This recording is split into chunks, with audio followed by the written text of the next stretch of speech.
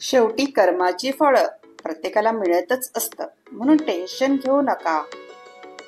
सुंदर विचार.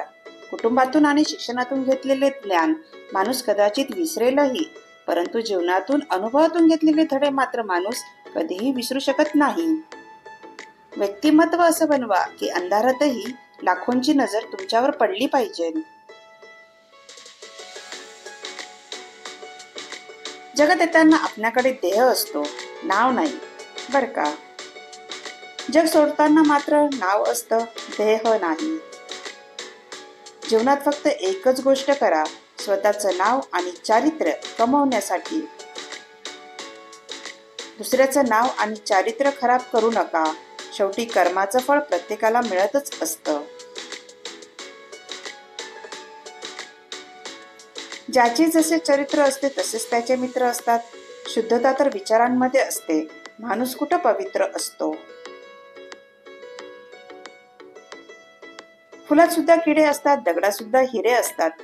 वाईट सोडून चांगले बघा, माणसात सुद्धा देव दिसतात. कष्ट हा उंबरठ्यावरचा दिवा आहे, त्याने वर्तमान आणि भविष्य दोन्हीकडेही उजेड पडतोच. एखाद्या कठीण प्रसंगी कासवाप्रमाणे पाठीच्या ढालीत सर्व अवयव ओढून घ्यावेत. प्रसंगी दणके सुद्धा खावेत, परंतु योग्य वेळ येताच सापाप्रमाणे फणा काढणेच इष्ट ठरत असते.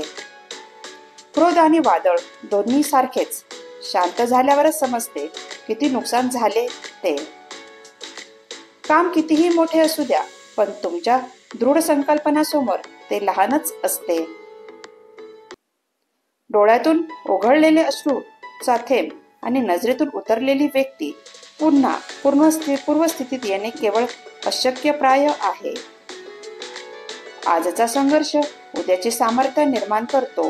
विचार बदला, आयुष्य नक्की बदलेल. गैरसमज एक क्षण इतका विषारी असतो की तो प्रेमाचे 100 क्षण एका क्षणात विसरतो. जीवनातील प्रत्येक कठीण परिस्थितीला आनंदाने सामोरे जा, कारण रोज पडणाऱ्या उन्हामुळे समुद्र आटत नसतो.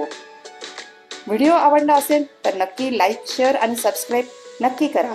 धन्यवाद.